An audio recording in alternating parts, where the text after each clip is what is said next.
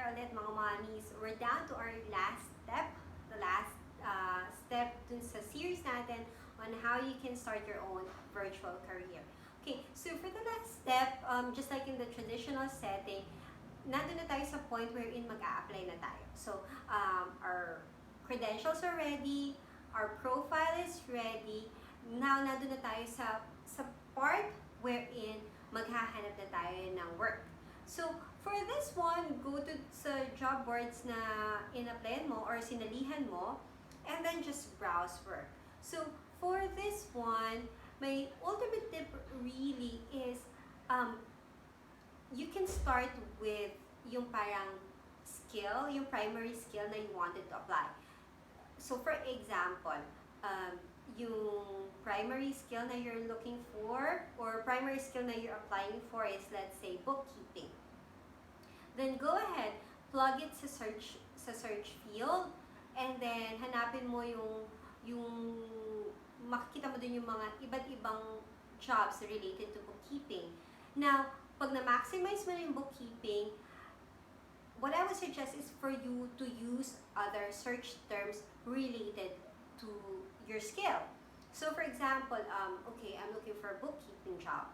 Okay, naubos ko na lahat-lahat to.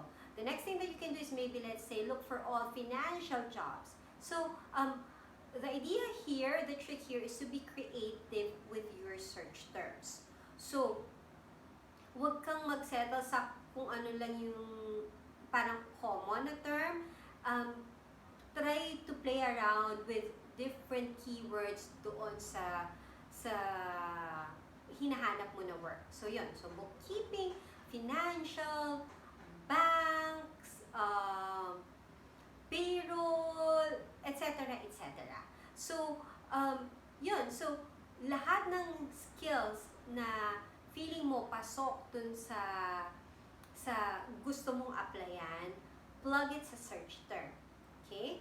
Now, additionally, kung halimbawa na maximize mo na yon, what you can do as well is to get out of the common search terms. So, what do I mean by that? We have to understand that we're not limited. So, yung mga job boards, parang silang si Google. Di ba may search field sila? It works very much like Google. We're not limited dun sa mga common job categories lang. So, hindi lang puro virtual assistant na ipapakita niya. Hindi lang puro social media manager, digital marketing, etc. etc. We're not limited to that. So, think outside of the box. Kung halimbawa ang trabaho mo before sa traditional setting is a bank teller, kaya naghahanap ka ngayon ng financial work, you can do that. Pero halimbawa, okay, you are a bank teller by day, pero by night, you're, let's say, a bartender. You can go look for work that is related to bartending. So, it doesn't really put you inside a box. It doesn't box you in. You can be creative and look for other work na somehow you'd be interested in doing. So, for example, when my husband was just starting, tinuturoan ko siya kung paano maghanap ng online work. And since parang dumating sa point na parang nakaka-frustrate maghanap, okay, so I told him, he's into skateboarding kasi. So I told him na, okay, how about let's look for jobs na related to skateboarding. So we did that, and we came up with mga job postings at that time that is related to skateboarding. Kaya his first work is actually a staff of a skateboarding company in the States, diba? So it's a nice way for you to enter the industry by doing something that is very close to your heart. So it's another way for you to sort of penetrate the industry kahit hindi dun sa parang path na gusto mong tahakin. For example, if you wanted to be a social media manager, yun talaga yung parang goal mo, pero wala kang mahanap na work pa as of the meantime, don't box yourself in. If you really want to get a job right now, m- spread yourself. Huwag mong limitahan yung sarili mo sa kaya mong gawin. You're multi-skilled. Diba? There are a lot of things that you can actually do. Believe it or not, before I used to um, I had a gig wherein kinukuha ko lang yung mga tweets ng isang sikat na celebrity. And I just put it inside a PDF file. Yun lang. Diba? So don't limit yourself if you know even a little for a particular task. Go ahead and apply for it.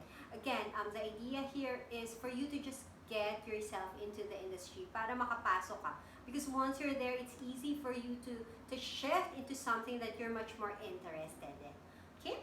So, aside from that, I guess the last tip that I can really give with regard to the application process is to maximize. So, karamihan ng job boards, hindi, usually if you have a free account, because there are job boards wherein you can get a pro account, wherein mas marami kang features and benefits na nakukuha by being a member. Now, if you only have a free account, most of the job boards will provide a limit kung ilan lang yung mga job applications that you can send.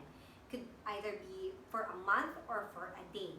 So, for that, I would suggest for you to maximize it. So, for example, if a particular job board is allowing you to send 50 applications a month, make sure na before mag-roll over yung month, magamit mo siya lahat. Okay? Now, kung per month ang bigay sa'yo ng parang credits, huwag mo siyang gamitin on the very first day. So, spread it out. Kasi hindi mo alam, baka bukas, sa makalawa, next week, may isang magandang job post that you're really, really into, tapos hindi mo na ma-applyan kasi wala ka ng credits. Diba? So, maximize the credit, but also be strategic on how you're using the credits. Okay? Now, yun, if you already ran out of credits and wala ka pa ring mahanap, then go ahead and spread yourself again. Don't settle for, I know that on tip number 2, I told you to just choose one job board first, but since you all somehow are used to using this particular job board, kung ginamit mo na siya now for a couple of weeks and wala ka pa rin nakukuhang trabaho, go ahead and apply to another job board and another job board, and get as much traction. Kasi yun nga, hindi naman unlimited yung credits mo. Hindi naman unlimited yung pwede mong pagsenda na application. So, make sure na don't limit yourself. The beauty of it is that since this is all virtual, wala tayong limit. Yung, alam mo yun, our limit is our imagination and our capacity to research.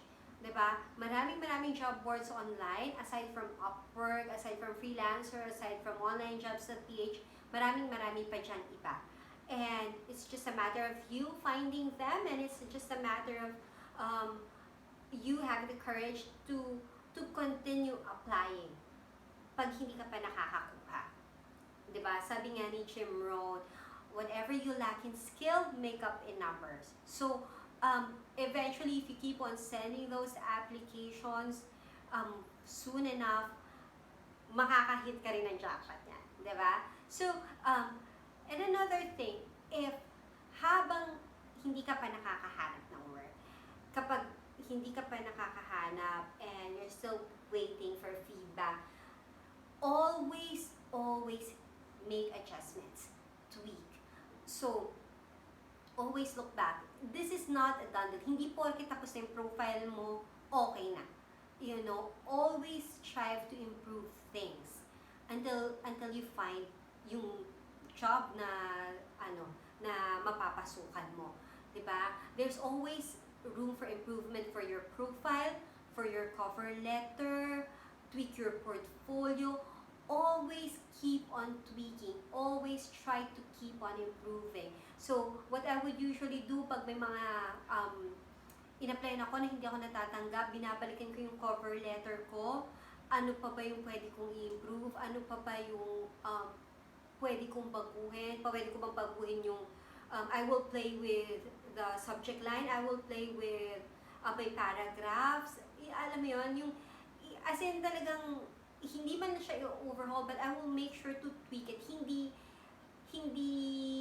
to parang cookie cutter na, okay, dahil nagawa ko na siya, eto na gagamitin ko all throughout hanggang sa makahanap ako ng work. It doesn't work like that. We always innovate, we always try to evolve, and we always try to experiment to see which one will work. Okay? So, that's my final tip for you. Hanggat hindi ka pa natatanggap, go ahead and tweak, go ahead and improve, and soon enough, you'll find that online job that you've been waiting for a very long time. Okay? So, again, if you have questions, if you need more information about this, go grab the VA Blueprint ebook. It's still for free for the whole month of April. So go get your copy. And if you have a particular question about the remote work industry, please leave it in the comments below and I'll try my best to address it. Thank you for watching.